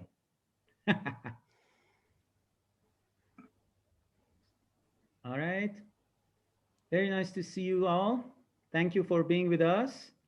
I hope it has been helpful. Yeah. Great. Dr. Riazi, how are you doing? Nice to have you here. Great. Okay. Okay. Maybe. Do you take a picture? Miss Sadeghi? Sadeghi, are you taking the snapshot?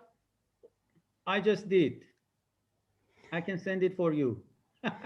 Thank you so much. Yes, yes, I am taking. Okay. Okay. Yes. Great. I'm very grateful to see the names of our faculty members, our graduate students in medical education, our students here. Great to have you here. Very nice. Okay, Yeah. Mariam, go on. We have you here. I want to ask everyone and our prestigious speakers to joining us for the webinar and on behalf of the student development and engagement in medical education unit of EDC. I wish you all a double dose of health, happiness, and success in these red days of COVID-19. Farewell, everyone, and I hope we can gather again in the next webinar. Bye. Thank you very so much. much. Thank you very much. Bye-bye. Bye-bye. Thank you very much. Thank you. Bye-bye. Goodbye. Bye-bye, everyone. Goodbye. Good luck.